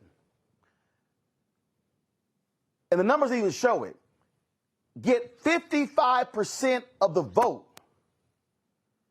they still are going to be in the minority in the legislature. They are threatening right now to impeach the newly elected Wisconsin Supreme Court justice because they see what's coming. And to every black person in North Carolina, let me say this again, to every black person in North Carolina who sat on your ass in 2022, the Republicans now control the state Supreme Court in North Carolina. And that's why the Republican legislature now can do what they want, because they have a supermajority in the legislature and they control the state Supreme Court.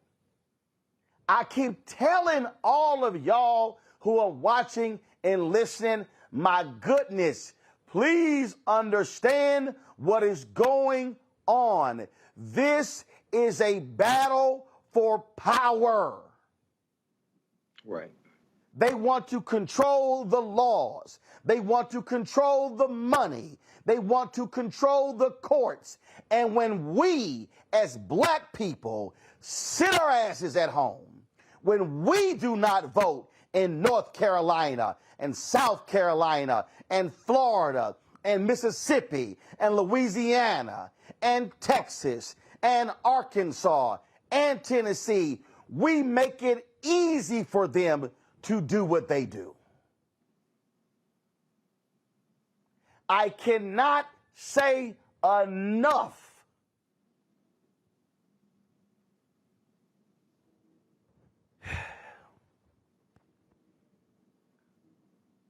if black people would vote at about 75% of our eligible numbers. Listen to me. I'm telling y'all, it's in the data. If we voted at 75% of our numbers, Mandela Barnes would be United States Senator from Wisconsin and not Republican Ron Johnson.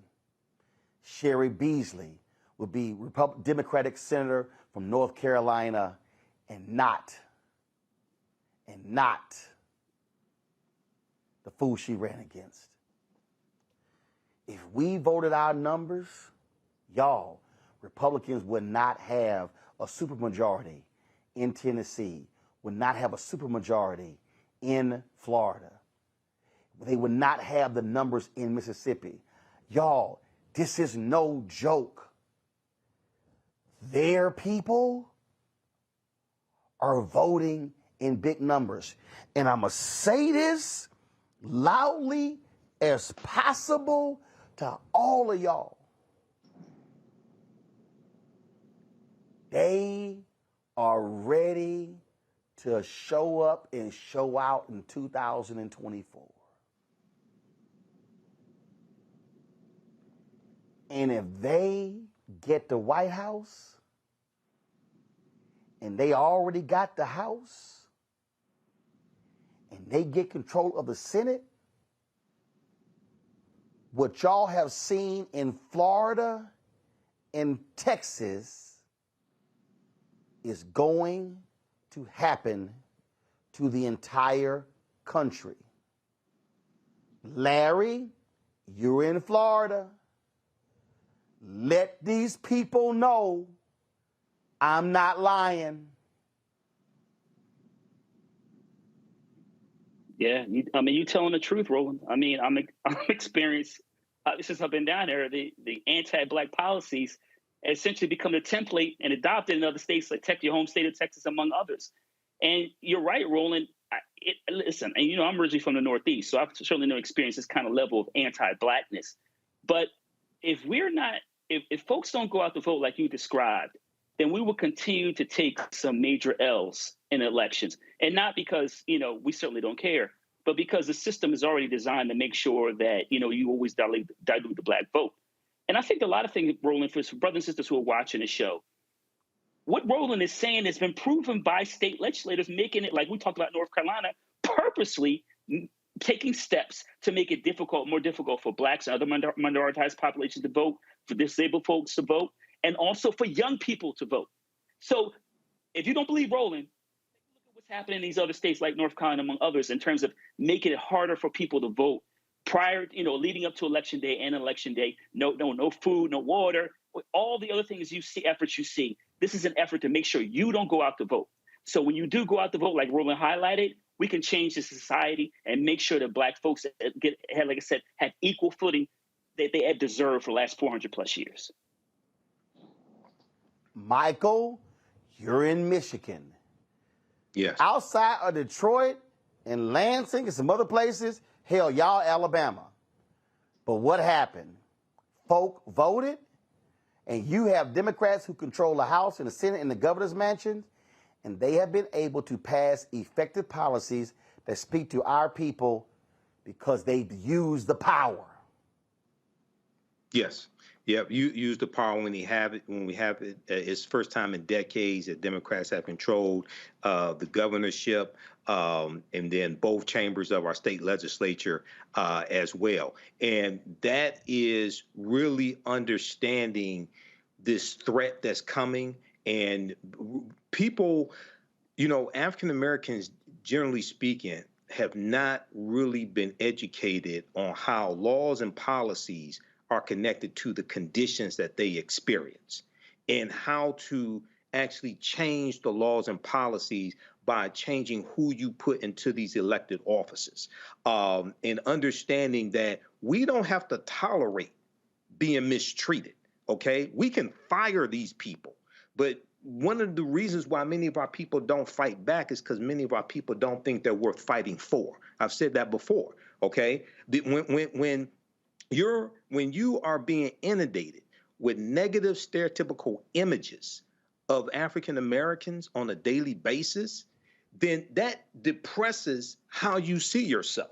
So this is one of the reasons why the information coming from the Black Star Network is so important. What you do for yourself, what you do to yourself, and what you allow other people to do to you and get away with is based upon what you think about yourself.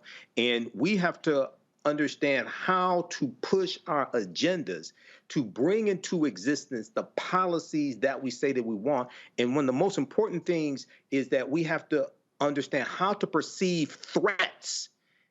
Andrew Gillum told us in 2018, I'm not saying Ron DeSantis is a racist. I'm saying the racists believe he's a racist. He was trying to warn us. Too many woke-ass black people in Florida said they weren't voting for Andrew Gillum because he didn't have a black agenda. I said Ron DeSantis has a black agenda. He has an anti-black agenda. And an anti-black agenda is worse than not having a quote-unquote so-called black agenda. We see the evidence of the policies coming out of Florida. So we have to be able to perceive these threats and stop them. And then at the same time, we have to vote to keep people in office who will protect gains that have been made for us as well. Because that's one of the things that's been lacking, us understanding how to protect gains that have been made also, as opposed to just what somebody can do for us or voting somebody in new and you know what their policies can do for us. You also have to understand how to protect gains that have already been made. Let me close this segment out with this before I go to break, and I'm going to play a couple of bites from the Chris Tucker Golf Tournament. So this I'm addressing this specifically to all of you Simple Simon punk asses. Roland Martin, all you try to do is get a check. Ain't your dumb ass trying to get a check? Now, some of y'all same fools who accuse me of trying to get a Democratic check, ain't y'all backing reparations? Who supports reparations more than Republicans? Matter of fact, I ain't seen one Republican, and Larry and Michael, let me know if y'all know one. I ain't seen one Republican in the House or the Senate speak in support of reparations. Am I correct? Yeah, I don't know one, not even the black ones. The black Republicans don't even support reparations. Yeah. Right. So when you fools say, all you trying to do is get a check, ain't your dumb ass trying to get a check? Aren't you trying to get more contracts? Don't you want money coming to the black community? So I'm confused here. When you idiots think that you are owning me by saying, Roland Martin, you just trying to get a check. But your ass trying to get a check. So I'm confused. If I am advocating for black people, and if I am advocating for more money to go to HBCUs, don't that mean I'm trying to get a check?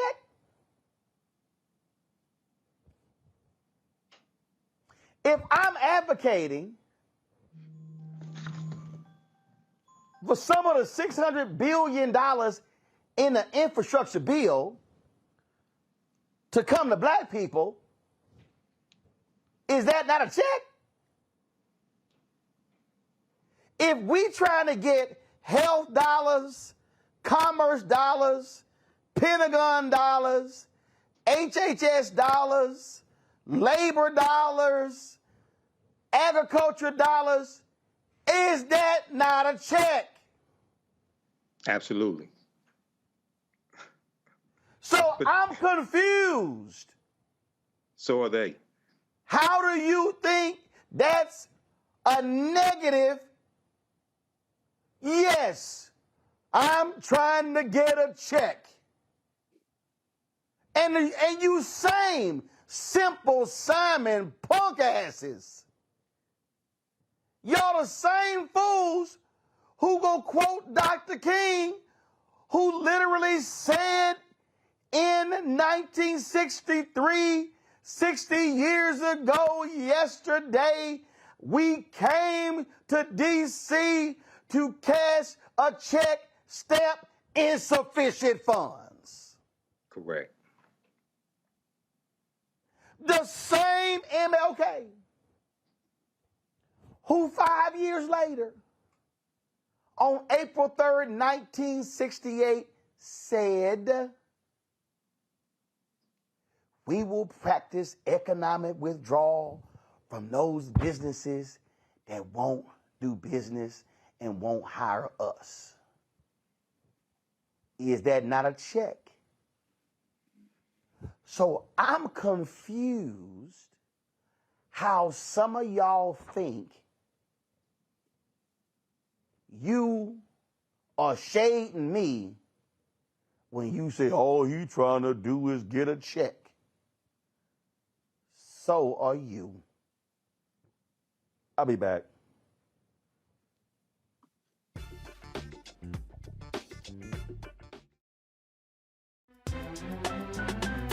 I'm Faraji Muhammad, live from LA.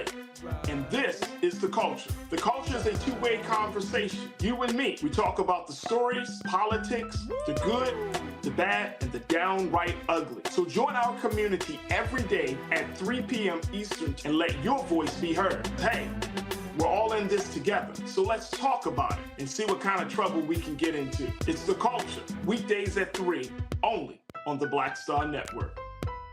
Up next on The Frequency with me, Dee Barnes, we're going to talk to Leslie Segar, a.k.a. Big Les, and talk about her incredible career as a dancer, choreographer, and VJ of Rap City. Magic Johnson was there, so half the NBA was there.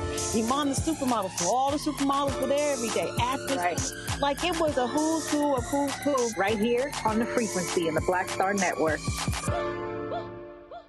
On the next Get Wealthy with me, Deborah Owens, America's Wealth Coach, I'm sure you've heard that saying that the only thing guaranteed is death and taxes. The truth is that the wealthy get wealthier by understanding tax strategy.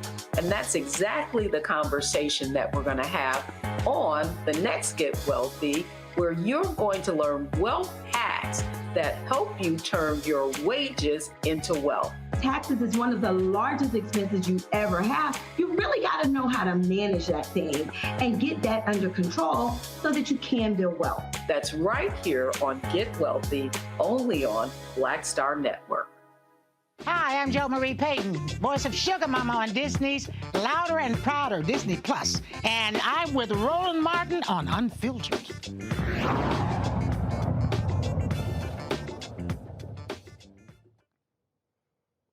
All right, y'all. Monday, I hung out with Chris Tucker, this celebrity golf tournament, raising money for his foundation. Is helping kids all across Atlanta and across the country.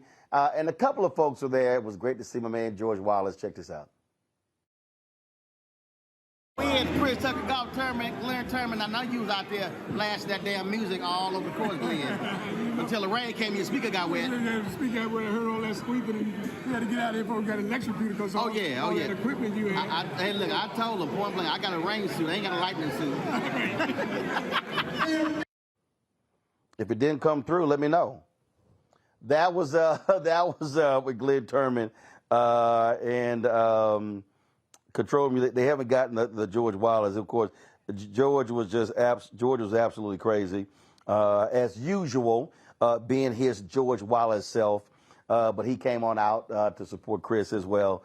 And so he was absolutely hilarious. Again, folks, great work being done by Chris and some of the others. And you know what, Larry? This is the thing that I think a lot of people, really don't understand.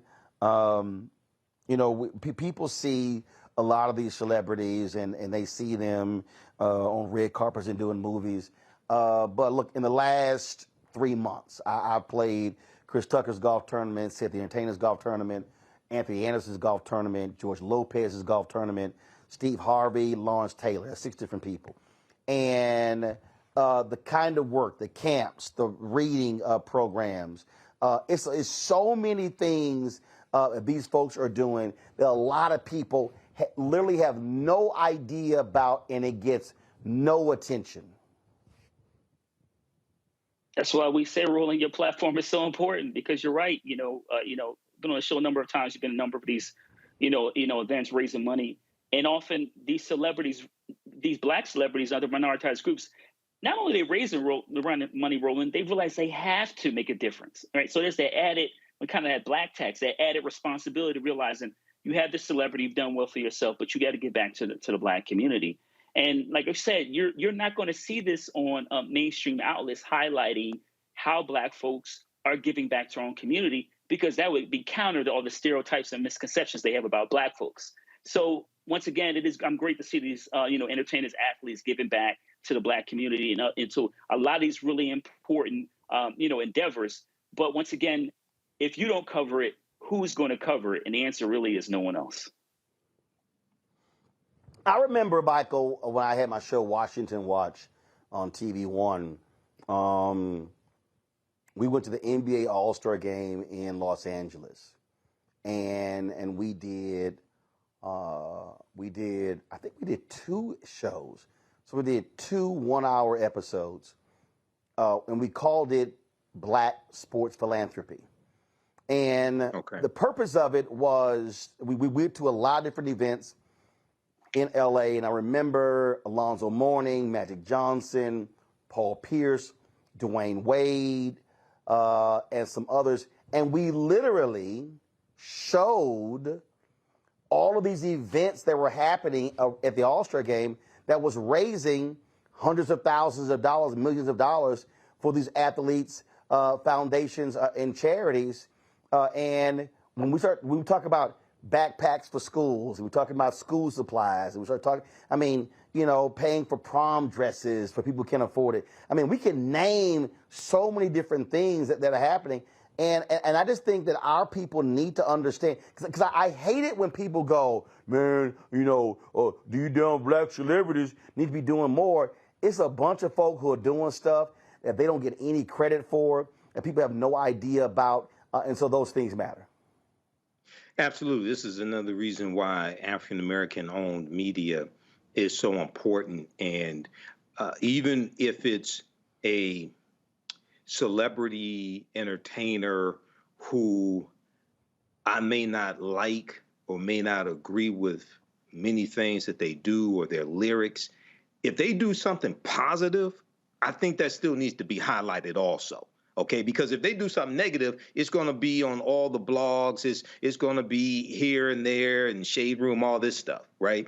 But a lot of times when they give the scholarships, when they help African Americans go to college, when they give the different funds, things like this, that gets overlooked. So that has to be highlighted. And this shows the power, one, of African American owned media to be able to tell this story. But 2, this is why our entertainers have to have the proper contracts. They have to be able to hold on to their money as well after they reach the peak of their career. So they have to have proper financial strategies and accountants and financial planners, things of this nature, to be able to hold on to that money so they can support our initiatives also. But this is extremely important. Indeed it is. Michael, Larry, we shall appreciate it. Thank you so very much. Folks, if you want to support us in what we do, please do so. And I'm going to say this, and again, it's several thousand of y'all watching, and we appreciate everybody who's given to the show, but I can't stress it enough. Ain't none of this stuff free. this live streaming, this live view, this LU 800, the camera, the light, this hotel room, the airfare, none of this stuff is free. We can't cover the story. We can't have the Fearless Fund on, those two sisters. We can't have Representative Tennessee on. We can't have our guests on, folks, and stuff is free. And I'm going to tell you right now, the reason Ebony Magazine was so powerful because it had a circulation of 1.2 million, and black people were paying that $12 a year for that subscription to Ebony Magazine. They were paying for Jet Magazine. Yeah, we were paying for content. The Chicago Defender became the most powerful black newspaper in the country, the Pittsburgh Courier, because black people were putting their nickels and dimes together and buying those newspapers. Now, we don't charge for our content. I purposely chose not to do a subscription model because I wanted our news to be free for our people. I can't tell y'all how many mothers and fathers and children come up to me, and people who now are adults say, oh my God, I learned so much about politics and news and history from watching your show. But y'all, ain't no show if ain't no money. And in a couple of weeks, I'm doing another episode updating you on the advertising community, who supports us, who doesn't, who we've been meeting with, and we're going to do that once every quarter. But I'm telling y'all right now, it ain't easy. When I look up and I see these ads on Fox News, Mercedes-Benz sponsors a segment on The Five on Fox News. Absolutely opinion show, hardcore right wing, except for one progressive on the show, Jessica Tarloff, spending nothing with us. Nothing. I see PepsiCo, nothing. Toyota, black folks buy lots of Pepsi, lots of Toyotas. What's y'all black-owned media spend? Ford, Chrysler. I mean, we could just start going down the line. So your resources are critical. All I ask is, on average, $50 per person. If 20,000 of our fans annually gave $50, that's $1 million. That is huge. Our expenses, y'all, are $195,000 a month. I'm just telling you. That's just straight up. So, send your check and money order to P.O. Box 57196, Washington, D.C., 20037-0196. Cash App is $RM Unfiltered. PayPal is R Martin Unfiltered. Venmo is RM Unfiltered. Zelle is Roland@RolandSMartin.com. Roland@RolandMartinUnfiltered.com.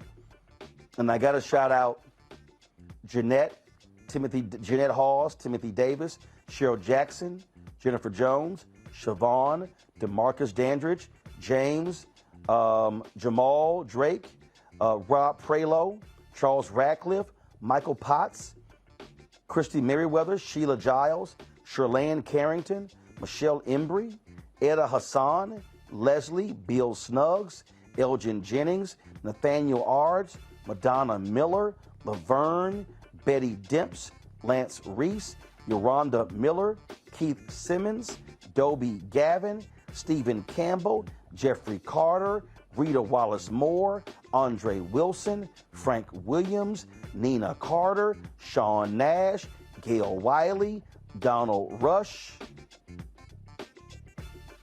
All those folks who have given to the show on Cash App, and I absolutely appreciate all of you. So, folks, please support what we do. Be sure to get a copy of my book, White Fear, How the Browning of America is Making White Folks Lose Their Minds. All proceeds come right back into the show as well. Books A Million, Barnes & Noble, Amazon, Target. You can download the audio version on Audible. All right, folks, back in studio tomorrow. Can't wait. Until then, holla! Folks, Black Star Network is is.